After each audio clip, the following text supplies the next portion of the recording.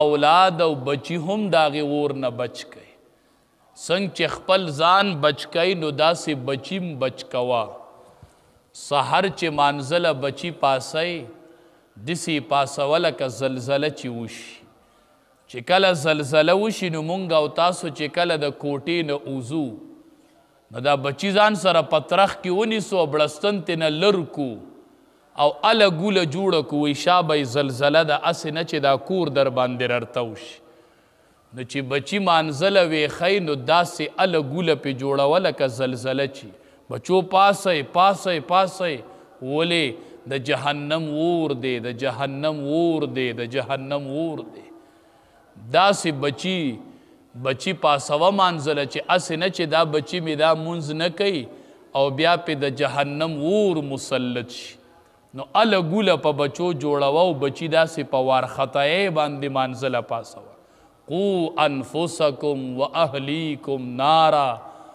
الله وی ځانونم بچ کئ او دا بچی مم ګورئ بچ کئ ته چې مانزله راځي او بچی دی اوده پراته دي نو ځان دی د اور نه بچ کو خو ګورئ بچی دی بچ نه کړل بچی پاسوه قو انفسکم و اهلیکم نارا پاسئ بچو پاسئ مانزله پاسئ د جهنم اور دی الله وی چې ځان تم بچ کئ او بچی تی نه هم بچ کئ مونږ ډیر خلق خود ځان فکر هم نه کوو او که د ځان فکر کوو نو ډیر خلق بیا د اولاد فکر نه کوي د ځان فکر کوي خو د اولاد نه کوي به د ځان فکر کوي به د اولاد فکر کوي د ځان د اولاد نبی کریم صلی اللہ علیہ وسلم فرمائی مرو اولادکم بالصلاة وهم ابناء 7 سنین بچو ته د مانزه حکم کوي چې کلم دا بچی 9 کالو ته ورسی چې 9 کالو ته ورسی د مانزه حکم ورته کوه په مانزه عادت کوه او د ځان سره جمعات ته بوزه بچیا منځ دی الصلاة عماد الدین دا د دین ستن ده په دې منځ باندې دین ولاړ دی او دا منځ د امام الانبیا د سترګو یخوالی او بچیا زه چې ځو مانځله مرو اولادکم بالصلاة وهم ابناء 7 سنین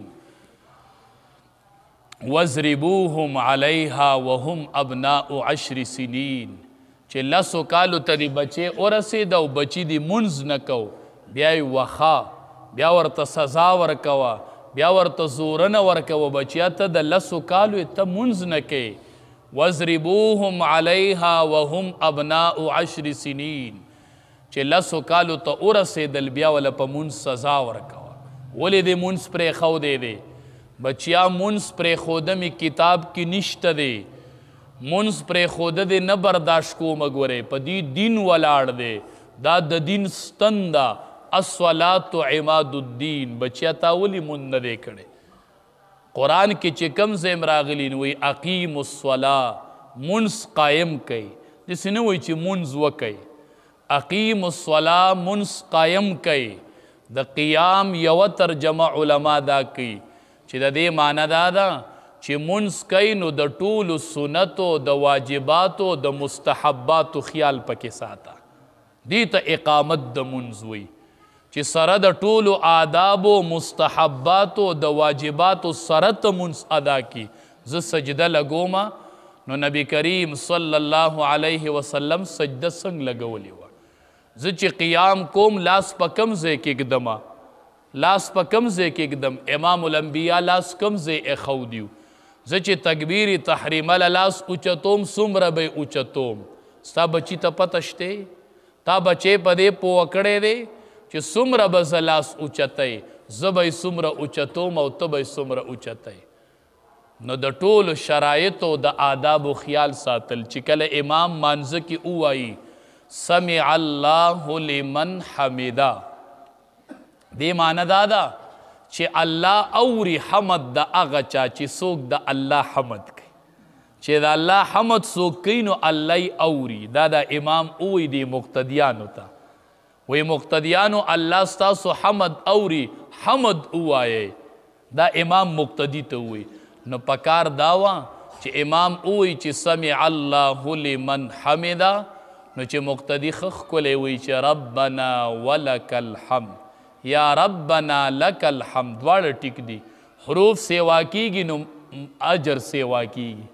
چې ربنا ولک الحمد نو لک اجر ښه سیوا شو ربنا لک الحمد چې مونږ وایو بالکل ټیک دی خو ولک الحمد اجر لږ نور سیوا شو نو هغه امام وی سمع الله لمن حمدا اے مقتدی اللہ ستا حمد اوری دا اللہ حمد بیان کا نو امام چې وګوري نو مقتدی سجدی لتلی مقتدی کا تو سجدی لتلی نو پکار دا چې دی امام مقتدی ویلې چې دا ماته امام اوی چې سمع الله لمن حمدا نو چې دی مقتدی ښه قلاره باندې ویلې چې ربنا ولک الحمد دا الله چې څوک حمد کوي نو الله اوري نو ربنا ولک الحمد الله ټول تعریفونه تعالی ردی ته د حمد قابل او ته د ستاینې قابل نو بیا وروسته وایه الله اکبر دې ته اقامت د مونځ وي اقامت د مونځ دې ته وي حدیث مبارک کې راځي چې کله بنده مانځه کې وایي الحمدلله رب العالمین بیا پسې لږ ودرېږئ الحمدلله رب العالمین لږ وقف وکا ته چې وای الحمدلله رب العالمین رب العالمین وای حمدنی عبدی زما بنده زما حمد وی چې ته بیا وای الرحمن الرحیم ادرېږي رب العالمین وای اسنا علی عبدی زما بنده زما ثنا ویلله چې بیا ته وای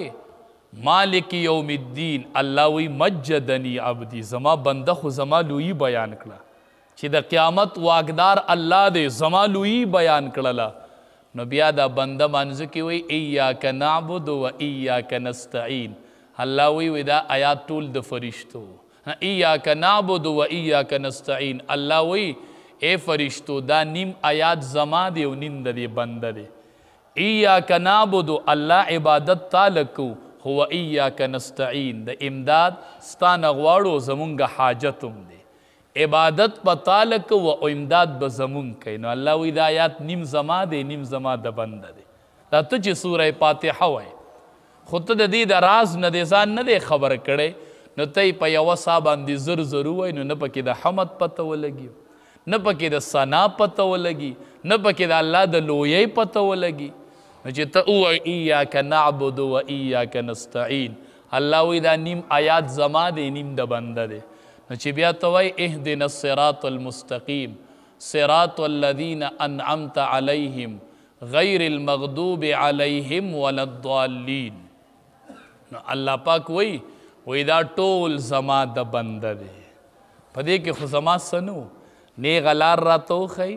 د یهودو د لار نه مې بچ کړي د نسواراو د لار نه مې بچ کړي د ګمراه